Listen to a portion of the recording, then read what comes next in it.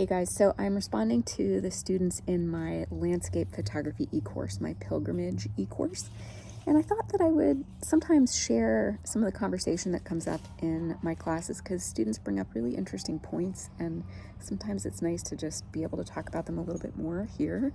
And they're probably things that you guys are dealing with as well, or thinking about with your own work, even if you're not in one of my classes. So the student was talking about how she often photographs really minimal landscapes, really minimalistic landscapes. She's just really drawn to that.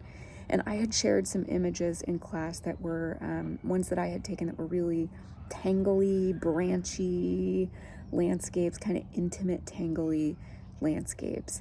But there was still a real sense of design and form, even in the complexity of those scenes, which is something I really love working with. It's like really rich and fun if you can get a tangly, crazy scene and still get it to look very designed and very beautiful. So we're talking about finding form in chaos, how satisfying that is, and different ways that we can think about doing it that are not based on rules, and formulas for how we see. So thinking about balance and breathing room and, how it feels in our body and things like that.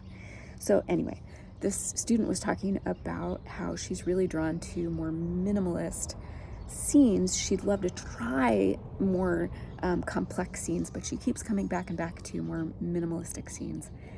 And I was just thinking about how so often people talk about pushing boundaries, and I can imagine somebody saying that in a class and getting the response, well, you really should try to push some boundaries, But it seems to me like if we're constantly pushing boundaries with our art, what happens, it's good to do that sometimes when you really need to, and that can be helpful for getting you out of a rut.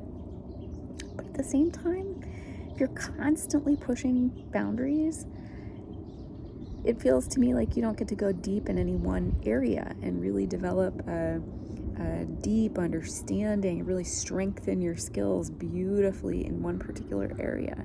And I think there's a lot to be said for sort of identifying your comfort zone, or your zone of genius, and digging deep there so that you get really good and you have like a larger body of work, a larger portfolio maybe, or few portfolios, and so that you have enough time and space immersed in that zone to develop your vision as an artist so that it looks like so you have a cohesive, beautiful vision as an artist. If you're constantly zipping around trying all different things and pushing your boundaries and being uncomfortable all the time, you don't really have a chance to go deep in one area and get strong there. You know what I mean?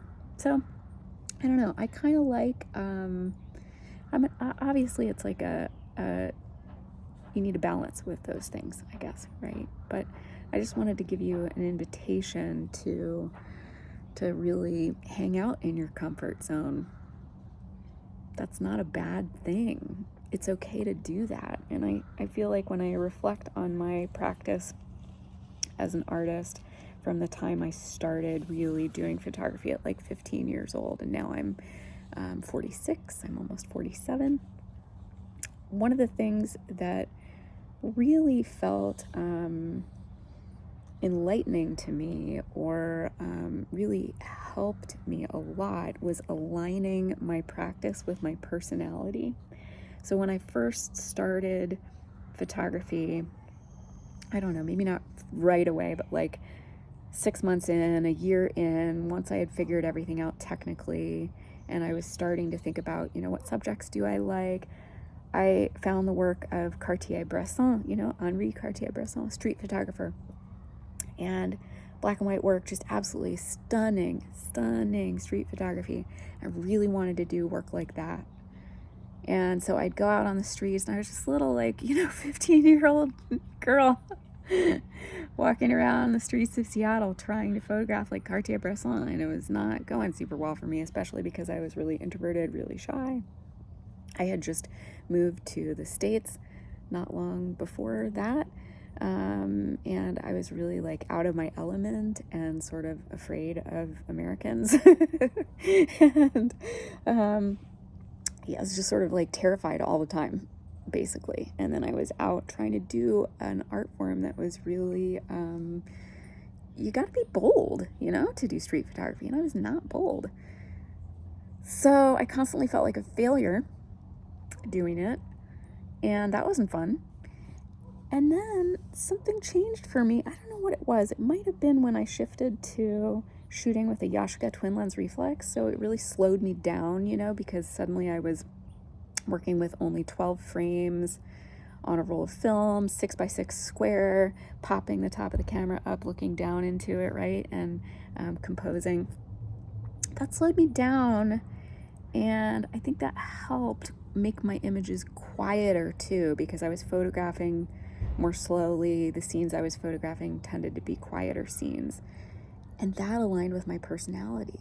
And it was like, oh, okay, wait, if I just photograph like interiors, and like in my garden and on my walks, and I photograph people I'm really comfortable with, friends, and family, and photograph myself, and all those things are quieter and safer spaces. And then suddenly my art was able to flourish more because I just felt more comfortable doing it, and I was happier doing it. And then I was more successful doing it. I liked what I was doing better. It resonated better on many levels. And I was able to get stronger and stronger as an artist because I aligned what I was doing with my personality. You know what I mean?